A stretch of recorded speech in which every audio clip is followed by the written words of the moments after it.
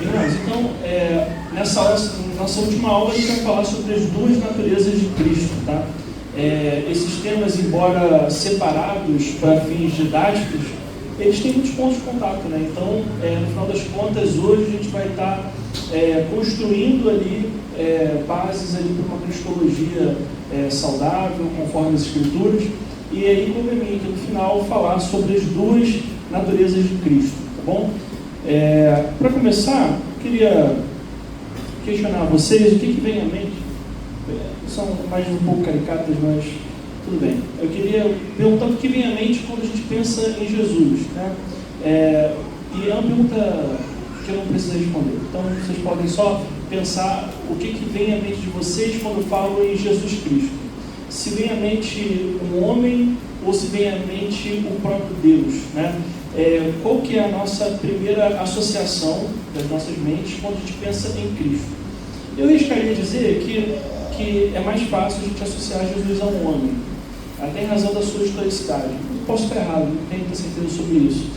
Fato é que, de acordo com as nossas vivências, as nossas construções, aquilo que a gente já ouviu sobre Cristo, a gente vai ter uma primeira imagem em nossa mente assim que a gente fala o seu nome, tá? Então, trazer à tona o nome de Cristo ou falar sobre ele vai trazer uma série de pensamentos. E aí, a minha ideia aqui é explanar para que esse pensamento a respeito de Cristo esteja de acordo com as Escrituras, e não de acordo só com o senso comum, muitas vezes, que é o que acaba nos guiando, tá? E como eu falei, às vezes o vínculo da imagem de Jesus a uma imagem humana se dá por conta da historicidade de Cristo, né? Esse é um tema até bem pacífico, inclusive sobre os historiadores, de que existiu Jesus na Galileia há 2000 anos. Não há muita dúvida concreta a respeito disso, ou com uma boa fundamentação, tá? Existem textos de autores não bíblicos, o que não torna esses textos melhores, né? Mas existem textos, inclusive de autores não bíblicos, não inspirados por Deus, que falam a respeito de um Jesus que viveu na Galileia, que ensinava, enfim. Então, e para isso eu trouxe um conhecido historiador chamado Flávio Josefo. Ele escreveu a respeito de Cristo, nos seguintes termos, né? Nesse mesmo tempo, apareceu Jesus, que era um homem sábio, se é que podemos considerá-lo simplesmente um homem. Tão admiráveis eram as suas obras. Ele ensinava os que tinham prazer em ser instruídos na verdade, e foi seguido não somente por muitos judeus, mas também por muitos gentios. Ele era o Cristo. Os mais ilustres dentre os de nossa nação acusaram-no perante Pilatos, e este ordenou que o crucificassem. Os que o haviam amado durante a sua vida não o abandonaram depois da morte. Ele lhes apareceu ressuscitado e vivo no terceiro dia, como os santos profetas haviam predito, dizendo também que ele faria muitos outros milagres. É dele que os cristãos, os quais vemos ainda hoje, tiraram o seu nome. Então, a historicidade de Cristo é algo bem estabelecido. Eu não trouxe outras fontes, mas existe também no texto de Tácito, que é um homem que viveu a época, e outros textos da época falando a respeito de Cristo. Então, em geral, aqueles que não creem, que não professam a mesma fé que nós, eles conseguem aceitar um Jesus humano, tá? Então, a figura histórica de Jesus, ela é muito bem aceita. A figura histórica de Jesus, ela é muito bem aceita, e, inclusive, há movimentos de buscas pelo Jesus histórico, né? Talvez você já tenham ouvido falar isso, mesmo fora de círculos cristãos. Pessoas que buscaram quem Jesus realmente era, e não o Jesus descrito nos evangelhos, como se essa narrativa tivesse sido de alguma forma contaminada pela fé, pela religiosidade. Então, esse Jesus como humano, ele é muito bem aceito entre os não cristãos, entre os descrentes. Mas eles não costumam ir muito além disso. Já para nós cristãos, o desafio é outro. Não é que a gente não consegue ver Cristo como Deus, mas é que por muitas vezes nós temos dificuldades de identificar as duas naturezas presentes simultaneamente na figura de Jesus. E eu vou me ater a isso. Eu vou focar em desenvolver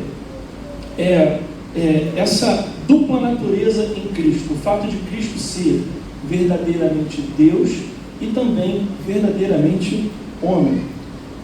São, portanto, as duas naturezas de Jesus que a gente vai desenvolver hoje. Eu vou ter o aspecto bíblico e histórico desenvolvido aqui nessa aula, e eu vou começar falando a respeito das heresias. Lá na frente eu vou trazer algumas evidências bíblicas, tá? Quando eu trago algumas heresias, isso para fins didáticos é muito importante, porque quando a gente conhece os erros do passado, a gente consegue evitar a repetição desses erros no tempo presente e no tempo futuro, tá? Então, saber onde pessoas já definiram conceitos definiram conceitos errados a respeito da natureza de Cristo, a gente consegue estar no ambiente mais seguro. E para isso, antes ainda de chegar nas heresias, eu quero trazer uma definição que eu peguei do Justo Gonzalez a respeito das doutrinas, que eu achei bem interessante para balizar a nossa conversa, né? Ele diz que as doutrinas, elas são como cercas, que elas não procuram determinar exatamente o conteúdo do que deve ser dito ou pensado, mas que nos protegem de alguns perigos, tá? Então, eu quero aqui definir com vocês algumas cercas que nos protegem dessas heresias, tá? A primeira delas é que Jesus é verdadeira e plenamente humano, como está ali, né? Então, Jesus, ele é verdadeira e plenamente humano. Além disso, ele é verdadeira e plenamente divino. Eu pulei porque aqui não está exatamente igual lá, mas então ele é verdadeiramente plenamente humano, verdadeiramente plenamente divino, mas eu não consigo descrever a Cristo de forma plena somente com cada uma dessas duas naturezas. Eu preciso das duas naturezas para definir a Cristo, para definir a sua natureza, tá? Quando a gente se coloca dentro dessas balizas, a gente está num ambiente mais seguro. Ou seja, qualquer afirmação que a gente faça, que nos faça fugir dessas balizas, dessas cercas, a gente provavelmente está pisando em alguma heresia já conhecida. A gente não está inovando muito. Tipo, tive uma ideia brilhante a respeito da natureza de Cristo. Provavelmente não. Provavelmente já pensaram nisso e já trouxeram respostas a isso. É muito difícil que a gente consiga inovar em alguma coisa nesse ponto da história, tá? E é importante que a gente considere também o aspecto sui generis de Cristo. Em outros termos, Cristo é único, não existe par. Eu não consigo olhar para a natureza de Cristo e falar, essa natureza é como, não é como outra coisa. Ele é como ele é. E isso traz uma série de desafios, porque como a gente está lidando com uma natureza que é distinta de tudo aquilo que existe nesse mundo, a gente vai encontrar algumas definições que são estranhas muitas vezes aos nossos ouvidos, mas se dá em razão disso. Cristo é absolutamente distinto. Não há nenhum outro que seja plenamente Deus e plenamente homem. Isso é uma característica específica de Cristo, tá? Bom, e como eu falei, não é novidade esse movimento de negações a respeito da natureza de Cristo não são novidade. Ele já vem acontecendo há muito tempo na igreja. E o primeiro é do século IV, e a gente já falou sobre isso na aula da Trindade.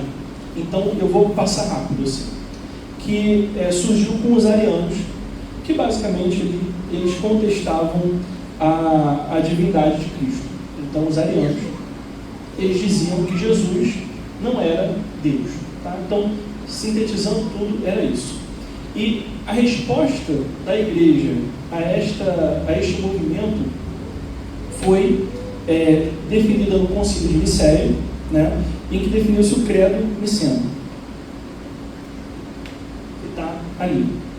Eu vou chamar a atenção de vocês somente para as partes em negrito, porque o credo que trata especificamente das duplas naturezas é o próximo que eu vou lhe dar, tá? Então, o credo niceno, ele vai responder à crítica ariana, a heresia ariana. Qual que é a heresia? De que Jesus não é Deus. E como que ele vai responder isso? Em negrito ali. Em um Senhor Jesus Cristo, o unigênito Filho de Deus, gerado pelo Pai antes de todos os séculos, Deus de Deus, luz de luz, verdadeiro Deus de verdadeiro Deus, gerado não feito, de uma só substância com o Pai. Logo a seguir, ele também fala que ele foi feito homem. Mas perceba, como não foi a intenção desse concílio responder a essa questão, ele não desenvolveu, porque esse não era o questionamento daquela época, tá? Em geral, esses questionamentos eles decorrem de um desvio do pensamento correto da igreja. Então, a igreja ela pensa nos cristãos do primeiro século, eles compreendiam bem a Cristo, entendiam que ele era Deus e que ele era homem, não tinham dúvida a respeito disso. E com o passar do tempo, quanto mais a igreja se afasta, ela passa a se desviar. E esses concílios eles servem para colocar de volta no caminho, tá? Então, se você se desviou para cá, a gente puxa e ajusta esse aqui, traz o movimento de fé que vai responder a essas questões, tá? Então, a igreja declara com clareza aqui que Jesus é Deus. Mas já no século V, um século depois, surgem duas posições também heréticas, né? Uma delas é o monofisismo, tá? O monofisismo ele defendia que Jesus ele não era nem verdadeiramente homem, nem verdadeiramente Deus, mas que ele era uma mistura dos dois, e essa era a natureza dele era uma mistura, tá? Então esse era o monofisismo. Outro movimento foi o nestorianismo, que argumentava que Cristo tinha duas naturezas e que, portanto, deveria ter duas personalidades, tá? Então ele não poderia ser uma pessoa com duas naturezas. E a resposta a essas duas heresias é o credo de Calcedônio, tá? E aí ele trata assim, é interessante, eu vou pontuar com vocês onde que ele responde a cada uma das críticas dessas heresias. Repare que esse primeiro parágrafo ele está respondendo especificamente ao monofisismo. Diz assim: portanto, fiéis aos santos pais, todos nós, unânimes, ensinamos que se deve confessar o único e mesmo Filho, nosso Senhor Jesus Cristo, perfeito quanto à divindade e perfeito quanto à humanidade, verdadeiramente Deus e verdadeiramente homem, constando de alma racional e de corpo. Inclusive, essa é uma expressão que a gente usa muito no meio evangélico, de que Cristo é verdadeiramente Deus e verdadeiramente homem, né? Tem origem nesse documento histórico que, por sua vez, respondeu à crítica dos monofisistas que diziam que ele não era verdadeiramente Deus, nem verdadeiramente homem, que ele era uma mistura dos dois. Mais à frente, nessa declaração de Calcedônia, diz assim, que se deve confessar em duas naturezas, inconfundíveis e imutáveis, que é uma resposta ao monofisismo, porque a natureza divina e humana não se confundem e nem mudam, elas são elas são plenas, indivisíveis e inseparáveis, que também é uma resposta ao nestorianismo, né, que considera que ele tem duas naturezas e, portanto, são duas personalidades. A distinção das naturezas, de modo algum, anula a união, antes é preservada a propriedade de cada natureza, concorrendo para formar uma só pessoa e subsistência não dividida ou separada em duas pessoas, mas em um único meio Filho unigênito, Deus Verbo, Senhor Jesus Cristo. Então, essas críticas surgidas lá no século V são respondidas pelo credo de Calcedônio. E esse é um documento muito importante do ponto de vista das duas naturezas de Cristo. É o mais explícito que existe e a gente se baliza nele até hoje, tá? Vindo para o século... Cadê? Eu destrinchei um pouco ali o credo de Calcedônio em suas afirmações e suas negações.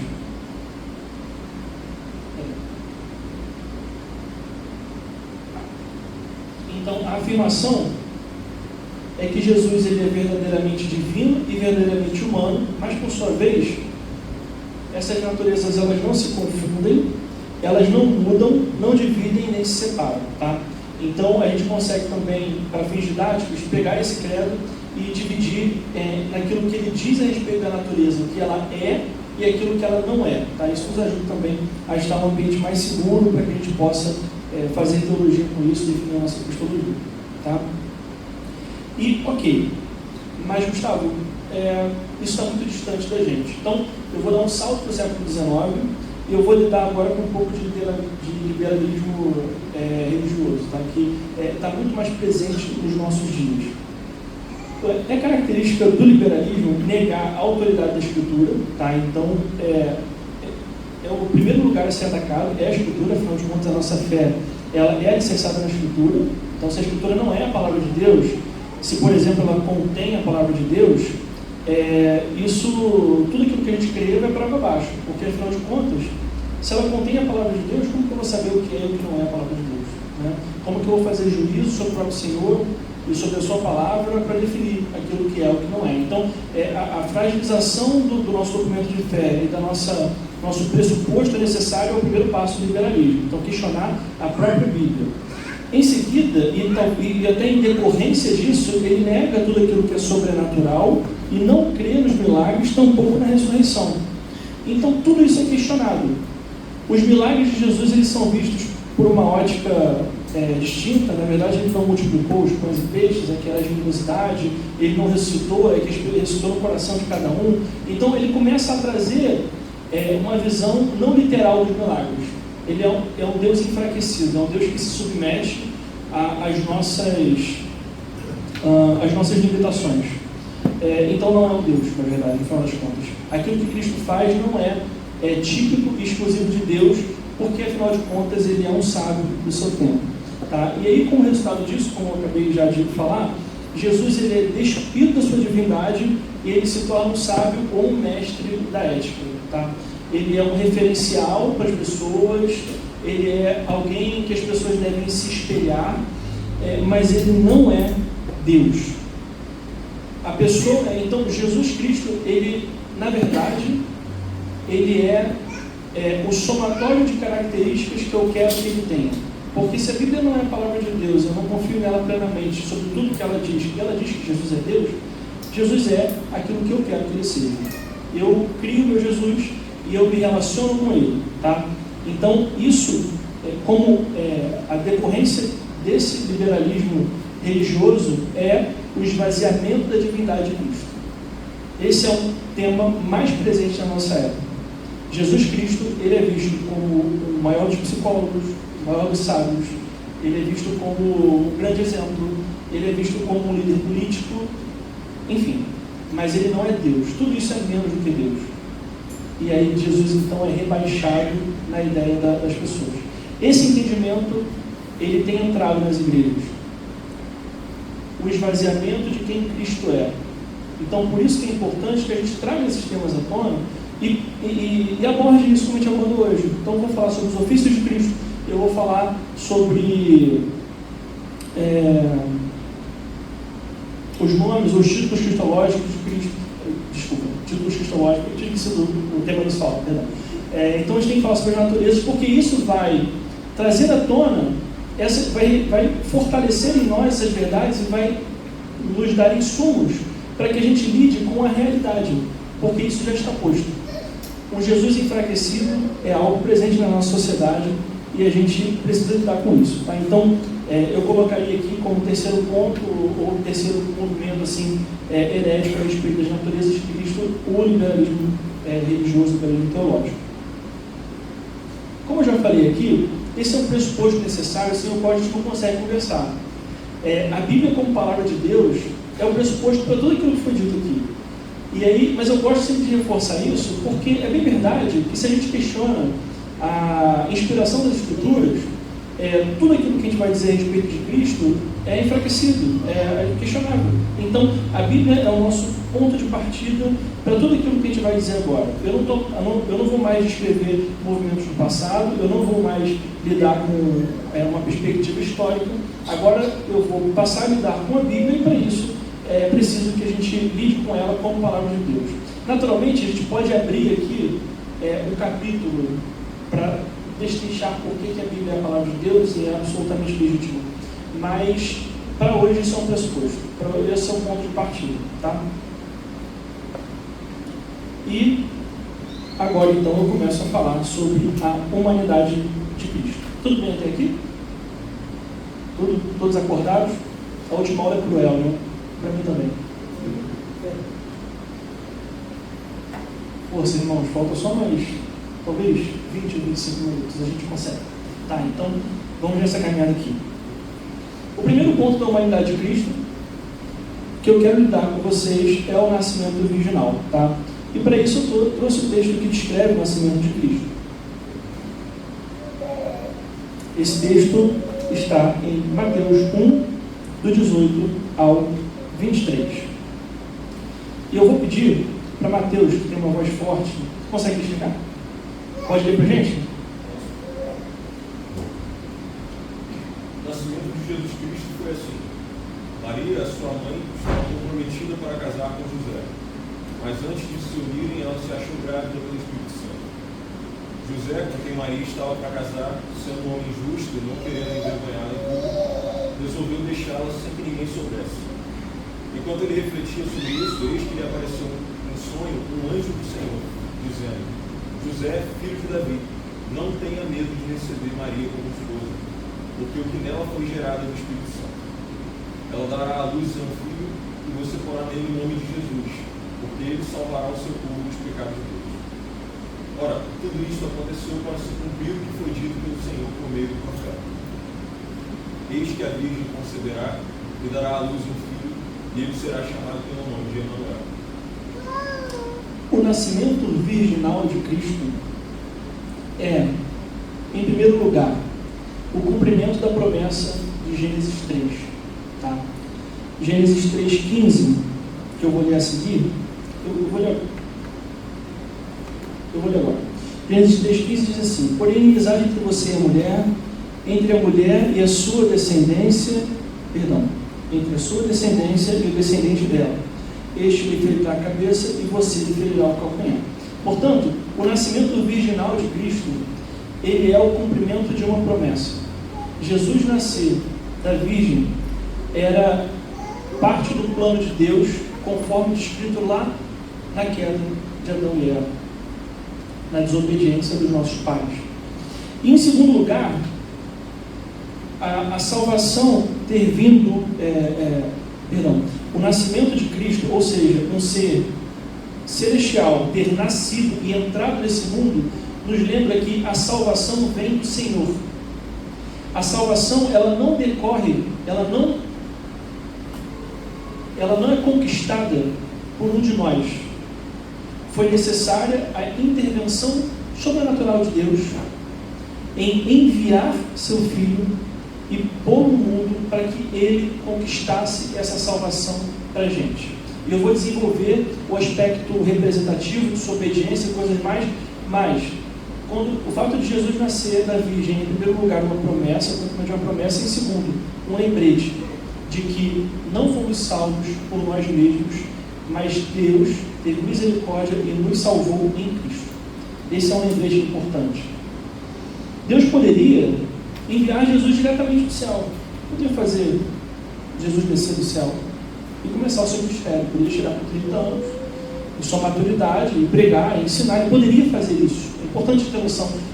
Deus fez assim porque Ele tem poder para fazer dessa forma. Ou então Ele poderia fazer Jesus nascer de uma relação conjugal. Perceba que José não havia se envolvido com Maria do ponto de vista íntimo e não se envolveu até que Jesus nascesse. Mas ele poderia ter nascido de uma relação conjugal. E Deus, de alguma forma ali, estabelecer que era o filho dele. Não sei, Deus poderia fazer de diversas formas, porque Deus é poderoso para fazer. Mas não. Ele fez dessa forma, porque isso também tem um fim didático claro para nós. Não seria tão claro para nos mostrar que em Jesus estava a união do humano com o divino. Porque Jesus nasceu da Virgem, mas por concepção do Espírito. E isso deixa extremamente claro que em Cristo haviam as duas naturezas. Isso nos aponta para essa verdade sobrenatural de que em Cristo convivia a natureza humana e divina. E o fato de Jesus nascer sem um pai humano também ilustra a ruptura com o pecado de Adão. Jesus não continha o pecado original que todos nós carregamos ao nascer, porque essa descendência do pecado foi rompida por ele ter sido concebido pelo Espírito. E só para deixar claro, eu não estou dizendo que o pecado ele é transmitido pelos pais, pela figura masculina, não é por isso. E até a Igreja Católica diz que ele não pegou o pecado de Maria, não herdou o pecado de Maria por ela ser sem pecado também, né? Mas a gente não tem evidências para dizer isso nas Escrituras. Então, não é esse o caminho que a gente segue. Então, a gente afirma que o nascimento de Jesus ele não comunica a culpa legal ou a corrupção moral de todos os homens. Quando Jesus nasce, ele não carrega consigo essa culpa pelo qual todos nós somos dignos de sermos julgados por Deus, tampouco a corrupção moral que é a lei. O que é revelado pelo fato de ele não pecar. Posteriormente, consegue observar isso. Tá? E a gente sabe, então, que Jesus nasceu de Maria, concebido pelo Espírito, que não tinha pecado. Por que ele não herdou o pecado de Maria? Não há uma resposta para isso. A gente se cala diante de outras coisas. É interessante se calar quando ele se cala e falar onde ela fala. Nesse momento, não tem motivo. Agora, a ruptura em Adão, por ele não ter tido um pai humano, é no mínimo didático. Ele ter nascido do Espírito e ter nascido sem qualquer pecado. Além disso, Jesus, e aí eu estou agora falando sobre a humanidade dele na segunda parte, ou terceira, eu vou falar sobre a sua divindade. Jesus, ele não estava isento das fraquezas que nós humanos temos. Tá? A gente vê nos evangelhos diversos relatos sobre as suas fraquezas e limitações, características inerentes do ser humano. Né? Então, a gente tem sede, a gente cansa, a gente tem fome, a gente amadurece, se desenvolve, tudo isso também esteve presente no desenvolvimento de Jesus. E aqui eu faço uma pequena pausa para dizer que essa aula ela não é exaustiva. Tá? Eu não vou aqui pontuar todas as fraquezas de Cristo para o nosso bem, tá? Para que a gente continue, para que vocês continuem achando isso interessante. Porque senão ia ser muito cansativo pontuar cada fraqueza ou cada ponto da sua divindade. Então, para que seja, vai ser exemplificativo, tá? Eu vou trazer alguns pontos da sua fraqueza, para que a gente veja isso nas Escrituras e futuramente na divindade eu vou fazer da mesma forma. Então, eu quero começar lendo Lucas 2, 52. Eu pedi para Tiago Lima abrir, por favor, em Lucas 2, 52.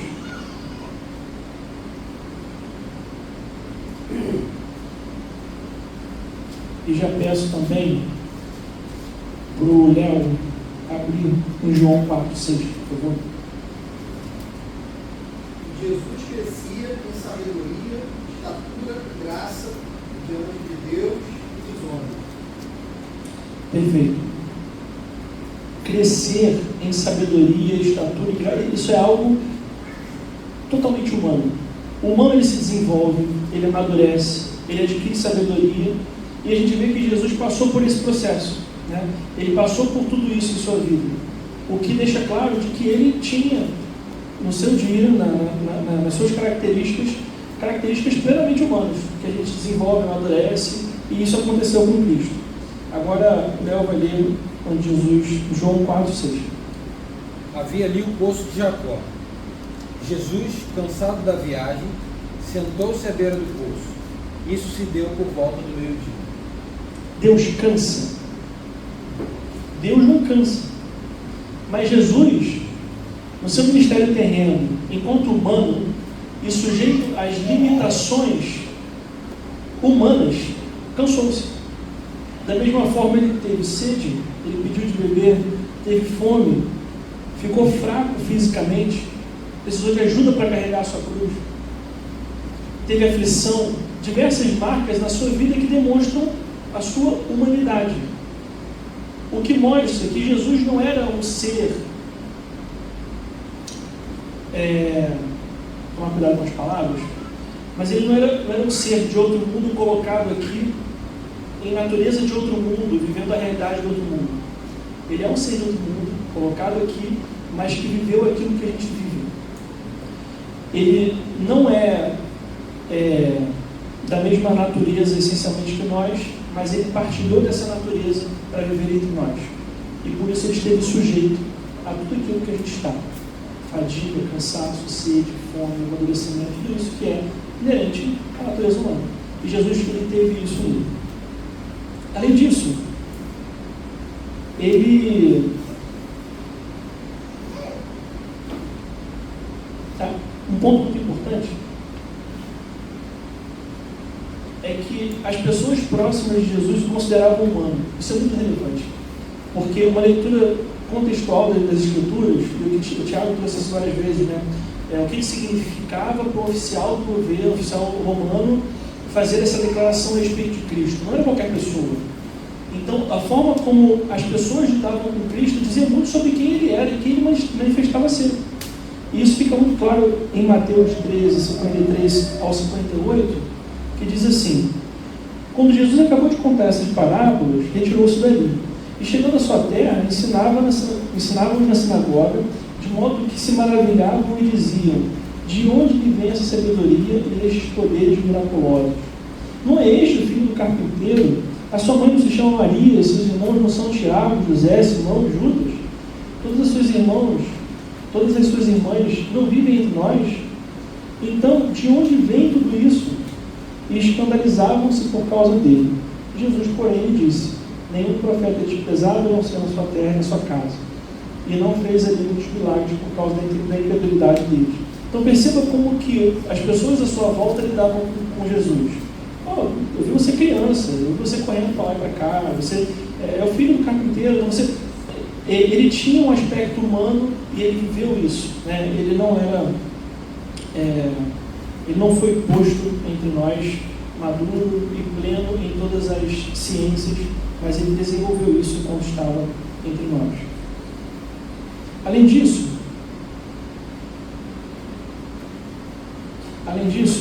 um aspecto importante é que, apesar de ser humano, Jesus não cometeu o pecado.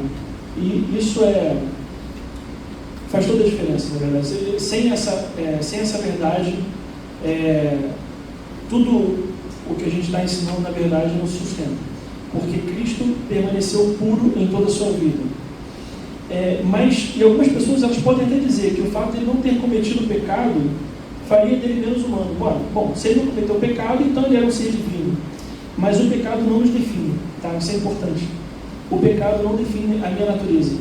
Tanto que Adão e Eva eram humanos, antes de terem pecado. Eles não precisaram pecar para se tornarem humanos. Então, o pecado... Pode falar. Exato, o pecado, ele nos torna menos humanos, ele corrompe a nossa natureza anterior. Então, Cristo nunca pecou e isso não fez dele menos humano, tá? Ele era isento de pecado em sua concepção, tá? Então, como eu falei, desde o seu nascimento, ele não carregou consigo a culpa legal. Além disso, ele não cometeu qualquer pecado, tá? Vou pedir para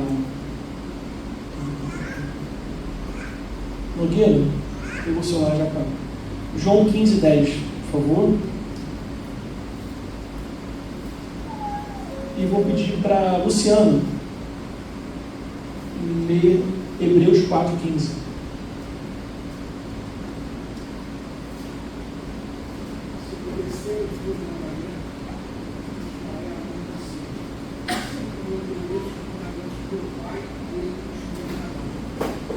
Perfeito. Então, Jesus obedecia os mandamentos do Pai, tá? Então, ele se utiliza como exemplo quando ele vai chamar as pessoas à obediência e diz que ele obedecia os mandamentos do Pai.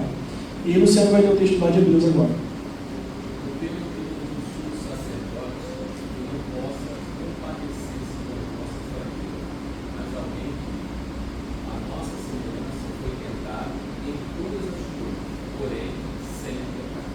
Perfeito. Então, apesar das tentações, e aí eu trouxe uma ilustração, inclusive, de quando Jesus foi tentado por Satanás, ele não pecou, ele resistiu e ele cumpriu diante de Deus aquilo que Adão deveria ser. Adão e todos nós, como todos nós caímos, mas em Cristo temos o cumprimento perfeito do comportamento que nós deveríamos ter, que é não pecar, né? Permanecer sem pecado. E isso fica muito claro lá no texto de Paulo, aos Romanos, capítulo 5, versos 18 e 19. Diz assim: Portanto, assim como por uma só ofensa veio o juízo sobre todos os seres humanos para a condenação, assim também por um só ato de justiça veio a graça sobre todos para a justificação que dá vida. Porque como pela desobediência de um só homem muitos se tornaram pecadores, assim também por meio da obediência de um só, muitos se tornarão justos. Então, em Cristo, aquilo que foi perdido em Adão é cumprido perfeitamente pelo nosso Senhor, tá? E como foi lido pelo Luciano, ele até, na verdade, como foi dito por Luciano, o fato de Jesus ter sofrido tentações faz com que ele nos compreenda e auxilie quando nós passamos por tentações. Portanto, nós temos em quem nos apegar. Quando nós sofremos por tentações, nós não estamos sozinhos. Cristo também foi tentado, e isso faz com que ele se compadeça de nós e nos ajude em nossas tentações. E aí, para terminar essa parte da humanidade de Cristo, eu trouxe aqui alguns motivos pelos quais a sua humanidade era necessária. Tá? Por que era necessário que Jesus fosse humano? Primeiro, por sua obediência representativa. Precisávamos de um humano para, em nosso lugar, de modo representativo e vou usar a palavra simbólico, mas não sei exatamente se ela descreve bem, mas representativo é melhor. Ele nos representou diante de Deus e aí, através dele, a humanidade pôde receber o perdão. Tá? Então, a obediência representativa em Cristo. E o texto que a gente acabou de ler, quando diz que o pecado entrou por Adão e por meio de Cristo, então, veio o perdão. Além disso, como um sacrifício substitutivo. Tá? O texto de Hebreus 2, 16 e 17 diz isso. Deixa vocês abrirem aí. Não, acho que tem agora. Eu não tenho, depois posso. Hebreus 2, 16 e 17. Pois ele, evidentemente, não socorre anjos, mas socorre a descendência de Abraão. Por isso mesmo, era necessário que em todas as coisas ele se tornasse semelhante aos irmãos, para ser misericordioso e fiel, sumo sacerdote nas coisas referentes a Deus e para fazer propiciação pelos pecados do povo. Então, o texto aos Hebreus nos lembra que Cristo é o sacrifício substitutivo para que a gente receba o perdão. Por ele ter sido morto, a gente recebe o perdão nele. Tá? E o texto diz claramente que era necessário que ele se tornasse semelhante aos irmãos. Por isso ele precisava ser humano. Ele precisava ser semelhante aos irmãos para que esse sacrifício recaísse sobre nós. E também, no fim, para ser o único mediador entre Deus e os homens. Conforme diz em 1 Timóteo, porque há um só Deus e um só mediador entre Deus e a humanidade, Cristo Jesus, homem. Tá? Então, o fato de Jesus ser homem era necessário para que ele fizesse essa mediação entre Deus e os homens. Então, a humanidade de Cristo não era eletiva, mas necessária. Deus poderia fazer de diversas formas, mas a forma como Deus elaborou a história e construiu toda a narrativa histórica apontava para um Cristo que era homem e também Deus.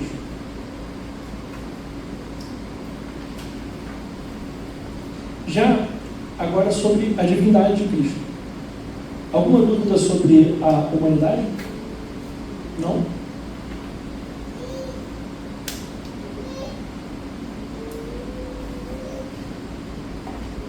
Ok.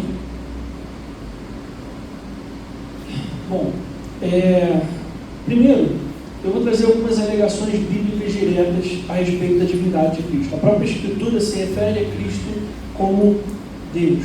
Né? E primeiro eu trouxe um texto de Isaías 9:6. Eu vou pedir que o pastor faça a leitura para mim, por favor. O menino nasceu, o filho se ungiu, o governo está sobre os seus ombros, o seu nome será maravilhoso, conselheiro, Deus forte, Pai da eternidade, príncipe da paz. Perfeito. É um texto que a gente costuma ler muito perto do Natal, a gente está acostumado já a esse texto, e diz claramente que o nome dele é maravilhoso, conselheiro, Deus forte, Pai da eternidade, príncipe da paz. Então, deixando bem claro de que esse menino que nasceria, ele não era só um menino, mas era o próprio Deus, o Deus forte, era reconhecido desde as profecias como Deus. E o texto de João 1:1 também, que a gente já leu hoje.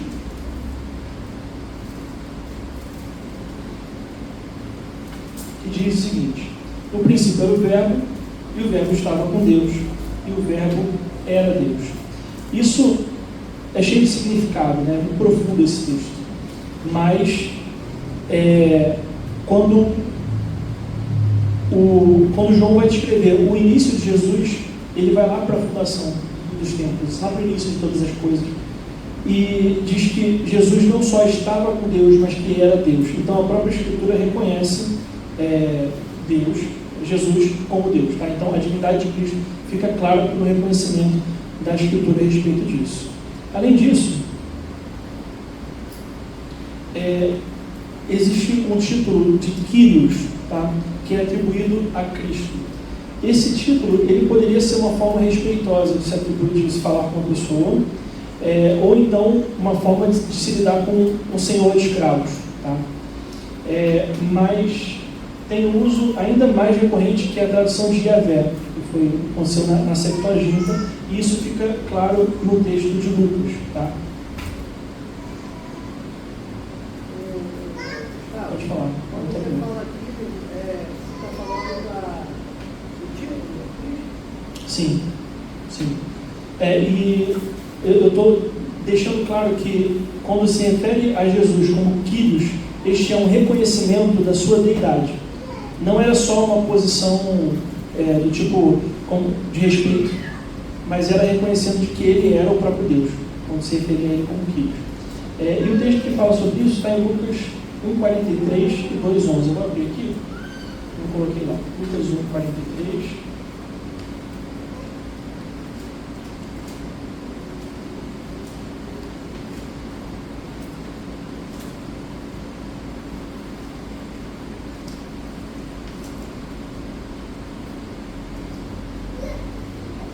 Esse aqui. E que grande honra é para mim receber a visita da mãe do meu Senhor, né? Quando Maria visita Isabel. Então ela já reconhece, antes mesmo de Jesus nascer, um título de Kyrios para ele. E o que deixa claro que não faz sentido nenhum que esse título seja para os dois outros usos que eu acabei de falar. Um dos usos era para um senhor de escravos, era um bebê, então não era um senhor de escravos, e o outro era para uma autoridade, era um bebê, mas ele não era nenhum nem outro, era o próprio Deus. Era Isabel reconhecendo no ventre de Maria de que aquele era o Kyrios, Senhor, Deus. Então reconhece a deidade de Cristo desde antes do seu nascimento. Tá? E além disso, Jesus ele alega ser o Eu Sou, né? Título que Deus fala sobre si lá em Êxodo. Então quando ele vai mandar Moisés, quem que me enviou? Eu sou te enviou. E Jesus ele faz uso do mesmo título que Deus Pai faz lá no Êxodo. Em Apocalipse, ele diz que ele é o Alfa e o Ômega. E também, como o Thiago falou, e desenvolveu muito melhor do que eu vou desenvolver agora, ele era o Filho do Homem, né, conforme dito em Daniel. Então, ele se refere muitas vezes a si mesmo como Filho do Homem, o que deixa bem claro que ele se revela como Deus e as pessoas enxergam isso nele. As pessoas olham para ele e reconhecem de que ele é Deus, ao mesmo tempo que também reconhecem que é um homem. Tá? E aí, em sua vida terrena, ele manifestou alguns atributos típicos de uma divindade. Atributos que não são comuns ao humano. Né? A gente tem bem claro isso quando ele acalmou a tempestade do mar, com uma palavra. Tá? Então ele demonstrou ali o seu poder, a sua autoridade sobre a natureza. Ele multiplicou pães e peixes de verdade mesmo. Então o número aumentou e realmente serviu as pessoas. E ele transformou água em vinho. E todos esses atos, eles poderiam ser a demonstração do poder do Espírito Santo através de Jesus. Tá? E agora eu estou me colocando do outro lado para me questionar. Todos esses atos poderiam ser a manifestação do Espírito Santo através de Cristo, e não necessariamente para exaltá-lo como Deus. Porque através da atuação do Espírito Santo, coisas sobrenaturais podem acontecer, curas podem acontecer, Deus pode efetuar milagres através da vida das pessoas para que o Espírito Santo seja exaltado. E aí, o que eu quero explicar para vocês agora é que quando Cristo fez essas coisas, ele não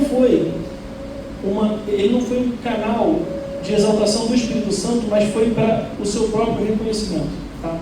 Então, eu selecionei a passagem aqui da transformação de água em vinho, porque ela é mais completa e ela vai explicar o motivo pelo qual esses atos miraculosos eles não apontam para outros, senão para a própria divindade de Cristo. Tá? Eu acho que depois que ele vai ficar mais claro. Nem eu entendi direito, eu fui e voltei, então assim, depois que a gente lê o texto aqui da transformação de água em vinho, vai ficar mais claro o que eu quis dizer. Tá, o texto está lá, vou fazer a leitura com vocês. 3 dias depois, houve um casamento em Caná da Galileia e a mãe de Jesus estava ali. Jesus também foi convidado com os seus discípulos para o casamento. Tendo acabado o vinho, a mãe de Jesus lhe disse: eles não têm mais vinho. Mas Jesus respondeu: por que a senhora está me dizendo isso? Ainda não é chegada a minha hora. Ela então falou aos serventes: façam tudo o que ele disser. Estavam ali 6 potes de pedra que os judeus usavam para as purificações, e em cada um cabiam cerca de 100 litros. Jesus lhes disse: encham de água esses potes. Eles os encheram totalmente. Então lhes disse: agora tirem um pouco e levem ao responsável pela festa. Eles o fizeram. Quando o responsável pela festa provou a água transformada em vinho, ele não sabia de onde tinha vindo, por mais que os serventes que haviam tirado a água soubessem. Chamou o noivo e lhe disse: todos costumam servir primeiro o vinho bom, e quando já beberam muito, servem o vinho inferior. Você, porém, guardou o melhor vinho até agora. Agora, versículo 11. Assim, em Caná da Galileia, Jesus deu início aos seus sinais. Ele manifestou a sua glória e os seus discípulos creram nele. Isso deixa claro que a manifestação sobrenatural de Jesus tinha por objetivo tornar pública a sua divindade e fazer com que ele fosse reconhecido. E então o objetivo disso, desse milagre e dos outros, não era que ele estava sendo um canal do Espírito Santo para fazer coisas sobrenaturais, mas que ele próprio era a fonte disso, porque Jesus era divino. Tá? Agora, eu quero trazer um tema que é um pouco mais complexo, que é sobre a kenosis, que é sobre o fato de Jesus ter renunciado a algum dos seus atributos enquanto estava na terra. Tá? Esse é um conceito que é sutil, então nem sempre fica tão claro, mas a teologia liberal ela diz que ao tornar-se humano, Jesus despiu-se de sua divindade. Ele, portanto, ao tornar-se humano, deixou de ser Deus, abriu mão de alguns atributos. E essa não é a visão que a gente vai trazer aqui. Na verdade, quando Jesus se torna humano, ele assume características humanas sem renunciar à sua divindade. Ele abriu mão da sua glória de privilégios celestiais, mas ele não abriu mão dos seus atributos. Ele se submeteu ao se tornar carne como nós. Ele viveu entre nós e partilhou da nossa natureza, e isso fez com que ele deixasse de usar alguns dos seus atributos em um certo período da sua missão. Não significa que a pessoa de Cristo abriu mão dos seus atributos, em definitivo, deixou de ser Deus por algum momento. Durante toda a trajetória de Cristo na Terra, quando teve fome, quando teve sede, quando amadureceu, ele não foi menos Deus. Ele continuou sendo Deus em toda a sua trajetória, mas em um certo período de tempo, ele não desfrutou de todas as prerrogativas de ser Deus. Tá? Isso não é totalmente simples, mas eu tentei aqui falar de vários lados para tentar deixar claro o que eu estava querendo dizer. E aí eu trouxe um texto que é o que vai falar sobre a kenosis, né, sobre abrir mão.